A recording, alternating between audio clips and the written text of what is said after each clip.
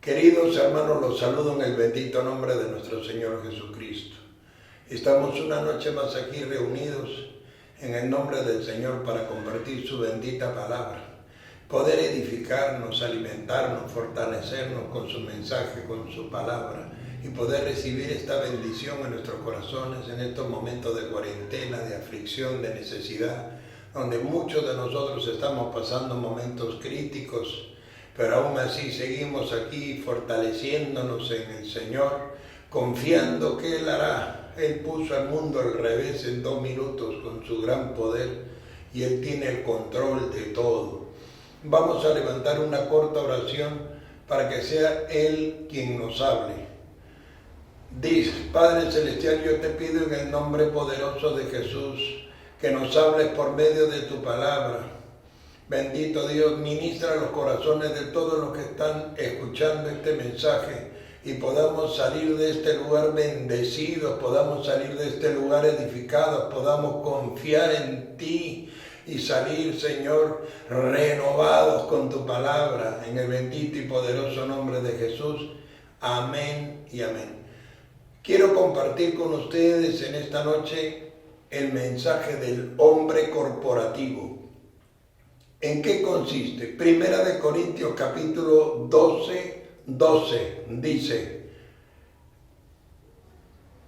la palabra de Dios dice así, dice, aunque el cuerpo es uno, está lleno de muchos miembros. Sí, somos muchos miembros en un solo cuerpo, y aunque somos muchos miembros en un solo cuerpo, seguimos siendo un cuerpo, el cuerpo de Cristo.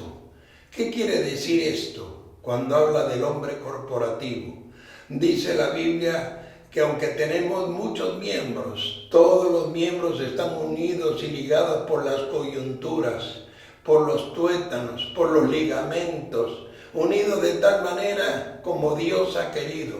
Dice la palabra de Dios en el libro de Primera de Corintios 12:28 que a unos puso primero profetas, luego puso primero apóstoles, luego puso profetas, luego puso maestros y después de los maestros puso a los que hacen milagros, a los que presiden, a los que dirigen, a los que sanan. De tal manera que Dios puso cada miembro en el lugar que Él creyó conveniente y necesario. Todos los miembros son importantes. Todos se necesitan uno al otro, de tal manera que usted no le puede decir a su mano, no te necesito, ni le puede decir a su pie, no te necesito, ni al ojo, no te necesito, y aunque algunos miembros parecen más viles, son los más necesarios, porque usted no puede caminar sin un pie, y sin manos, ¿cómo agarraría? Entonces nos damos cuenta que el hombre corporativo está unido miembro por miembro de manera organizada, que todos tenemos que ser parte del cuerpo. Lamentablemente muchos creen que la iglesia es como un club y no se integran a ella. Quiere decir que no son miembros de nadie, son turistas. Un día están en un templo, otro día están en otro, no participan íntegramente dentro de la función del cuerpo. Dios ha llamado a cada miembro para que sea útil dentro del cuerpo y cada uno ejerza dentro del cuerpo una función. Eso es lo que Dios ha trazado en su plan. La cabeza es Cristo y los miembros unidos unos a otros por las coyunturas y por los ligamentos, de tal manera que usted tiene que saber que usted no sustenta al cuerpo, sino el cuerpo lo sustenta a usted. Cualquier acción separada del cuerpo, independiente del cuerpo, puede ser abatida y destruida. Por eso muchos miembros fácilmente son abatidos, porque no están unidos al cuerpo, no tienen cobertura, no están ligados al cuerpo, no son parte de ellos, andan de forma independiente y el cuerpo de Cristo no está dividido. La Biblia dice, si un miembro de nosotros se duele, todos se duelen con él. Si un miembro de nosotros recibe honra, todos nos gozamos con él, de tal manera que no haya acción independiente dentro del cuerpo. Ahora, Satanás siempre ha querido dividir a la iglesia. ¿Sabe por qué, hermano? Porque una iglesia dividida es una iglesia débil y pobre. Una iglesia dividida no tiene fuerza. La divide con denominaciones, la divide con doctrinas, la divide con enseñanza, la divide de muchas formas.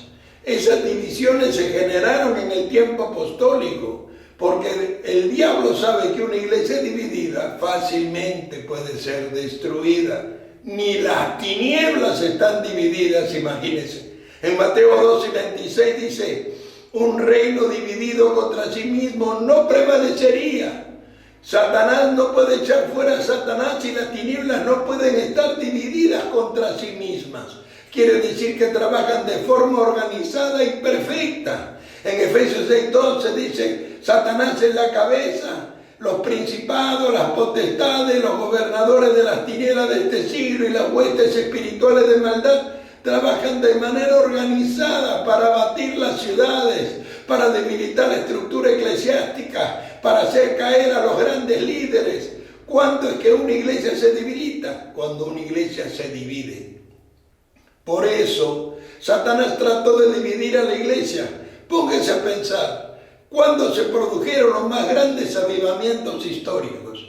En el aposento alto. ¿Cuál era la condición de esa gente? Que dice la Biblia en Hechos capítulo 2, estaban todos unánimes. Ahí está el gran secreto. Hermanos, usted es frágil, al igual que yo. Cada miembro por separado del cuerpo no es nada. Usted separado de Cristo no es nada. Apartado de Dios, nada podemos hacer. Tenemos que estar unidos al cuerpo porque cada miembro del cuerpo cumple una función. Tal vez usted sea miembro del cuerpo, tal vez tenga un ministerio en el cuerpo. Por eso la Biblia dice en Efesios 4:11, Él mismo constituyó a unos apóstoles, profetas, pastores, maestros, evangelistas. No todos son evangelistas, no todos son maestros, no todos son profetas. ¿Y qué haríamos si todos fuéramos evangelistas? ¿Dónde estarían los que enseñan? ¿Dónde estarían los que profetizan? ¿Dónde estarían los que sanan? Cada función del miembro del cuerpo de Cristo es importante. Somos uno. Y así como somos uno y somos muchos miembros, pero todos esos miembros son un solo cuerpo, así también Cristo. Él hace una analogía con la iglesia diciendo el marido es la cabeza del hogar, pero trata a la mujer como vaso frágil. De la misma forma la iglesia de Cristo está sujeta a Cristo porque Él es la cabeza de la iglesia. Así lo enseña, para que nos demos cuenta que no podemos estar separados del cuerpo, que tenemos que estar unidos a Él, porque unidos a Él somos fuertes. Si toda la iglesia se uniera en oración, ganaríamos ciudades, pueblos, naciones, a través del clamor y la oración de una iglesia unida. Mire, cuando se produjo el gran avivamiento en el aposento alto, ¿cuál fue la reacción de los apóstoles? Comenzaron a vender sus heredades.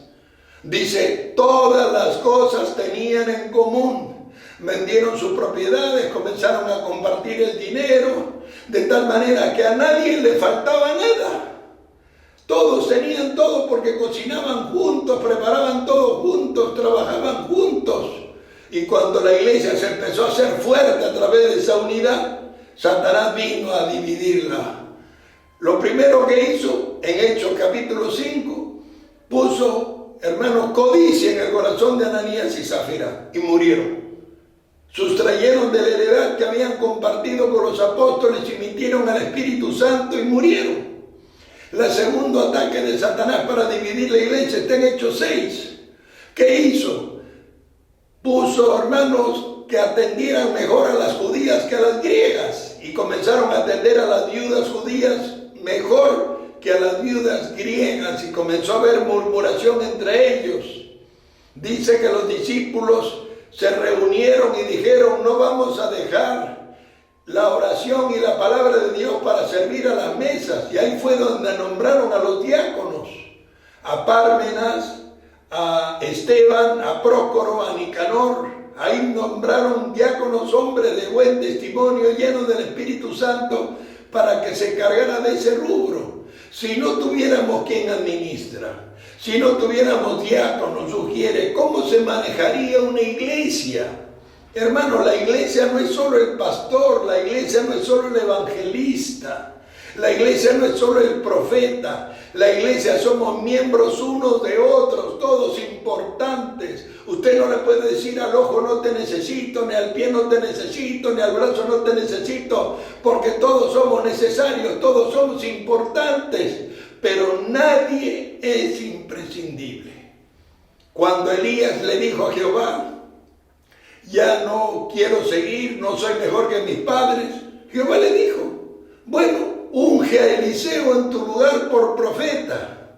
Eso hizo. Cuando Dios le dio las llaves del reino a Pedro y le dijo, todo lo que atares en la tierra será atado en los cielos, y lo que desatares en la tierra será desatado en los cielos, te doy la llave del reino. ¿Quién fundó las iglesias? Mientras Pedro debatía con los apóstoles, Santiago, Jacobo, acerca de qué vamos a hacer con los gentiles, si los judaizamos, si los circuncidamos, Pablo fundaba de iglesia en iglesia. La iglesia de Corinto, Tesalónica, Berea, Galacia, y las visitaba. Quiere decir que la función de Pedro la realizó Pablo. ¿Por qué? Porque, hermano, si usted no cumple la función en el cuerpo, Dios le da la función a otro miembro, para que otro miembro sea parte del cuerpo.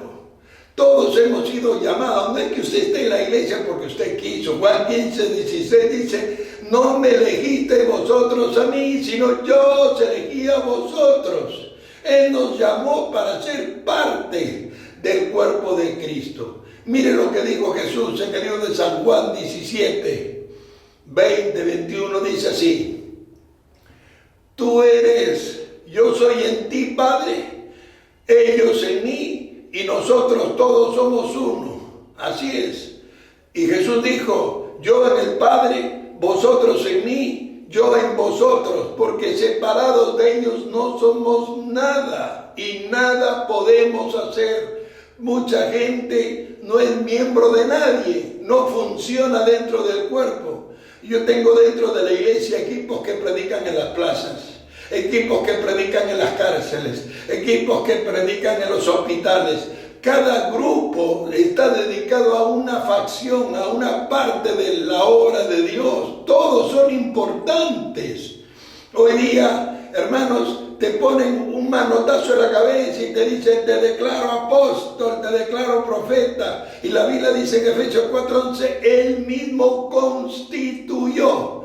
Quiere decir, Él se reservó el derecho de ser Él quien nos diera el ministerio. Tal vez usted no tenga un ministerio en la iglesia, pero sí tiene una función en el cuerpo. ¿Cómo va a funcionar una iglesia sin un administrador? ¿Cómo va a funcionar una iglesia si no hay quien la preside? ¿De qué me serviría ir a un templo si no hay miembros? ¿De qué serviría que los miembros vayan al templo si no hay predicador? Todos son necesarios, todos son importantes, pero la iglesia no funciona de manera individual. Cuando actuamos de manera individual, o por ejemplo un miembro sigue a otro, porque algunos van atrás de los milagros, otros van atrás de los que sanan, hermanos, va a fracasar, va a ser derribado. ¿Por qué? Porque cuando estos grandes ministerios caen, o tienen algún problema, o son derribados, una multitud de personas cae con ellos, porque no tenían puesta la mirada en Cristo. Hermano, los mismos discípulos, acuérdense cuando Pablo le dice, no les puedo hablar como espirituales, sino como carnales, porque algunos de ustedes dicen, yo soy de Cefas, yo soy de Pablo, yo soy de Apolo. ¿Quién es Apolo? ¿Quién es Cefas? ¿Quién es Pablo? Todos cumplen dentro del cuerpo una función, todos son necesarios, todos son importantes, todos son útiles. Cuando estamos unidos al cuerpo somos fuertes. ¿Por qué? Hermano, acuérdese, cuando Jesús mandó a los discípulos solos, a ver, dígame, ¿cuándo Jesús mandó un predicador solo? Siempre mandaba a los apóstoles de 2 en 2, porque cuando uno se desanimaba, el otro le alentaba. Cuando uno estaba sin fuerzas, el otro le daba fuerzas. Así era, así es. Por eso tenemos que estar unidos. ¿Cuántos predicadores conocidos han sido destruidos? ¿Por qué? Porque él es el único y su esposa no trabaja, no funciona, le dicen pastora porque es la esposa del pastor. La pastora tiene que tomar su lugar en la iglesia porque es parte. Dice la Biblia, son una sola carne, quiere decir el esposo y ella están unidos. Ella tiene que cumplir su función como pastora y ser reconocida como pastora porque ella trabaja en la iglesia junto con su marido para apoyar la obra. El cuerpo de Cristo no está dividido. Cada vez que se divide o cada vez que un miembro del cuerpo hace una acción individual, es abatido y destruido. Por eso hay tantos cristianos que caen, tantos hombres de Dios importantes con ministerios poderosos que son derribados. ¿Por qué? Porque no están unidos al cuerpo. Yo le llamo a la iglesia a esos turistas, porque no se integran. Hermano, usted tiene que integrarse al cuerpo. Usted tiene que cumplir una función dentro del cuerpo. Señor, ¿para qué me has llamado? ¿Cuál es mi función? ¿Para qué? ¿Cuál es la obra que yo voy a realizar dentro del cuerpo? Hermano, todos han sido llamados para cumplir una función. Todos no son apóstoles, todos no hacen milagros, todos no son profetas, pero todos cumplen una función y todos son importantes. Y como dije antes, los miembros que parecen más viles son los más necesarios, porque sin pie no caminas, sin ojos no ves. No sabes por dónde va porque no tienes ojos. Necesitas los ojos, necesitas la nariz para respirar, la boca para predicar y para hablar y para respirar. Por eso es importante que la iglesia entienda que la iglesia es un cuerpo unido por las coyunturas, todos miembros los unos de los otros, bautizados en un mismo espíritu. ¿Cómo va a ser posible que una iglesia no se junte con otra? Cuando somos una familia, somos un pueblo, es un mismo Dios. No te juntes con ellos porque ellos son así, o no te juntes con lo otro. Hermano, por ahí comienza la apostasía, por ahí comienza la iglesia a debilitarse, porque creen que son la iglesia que va a ser salva. No, hermano. Cristo no viene por un grupo, viene por toda la iglesia.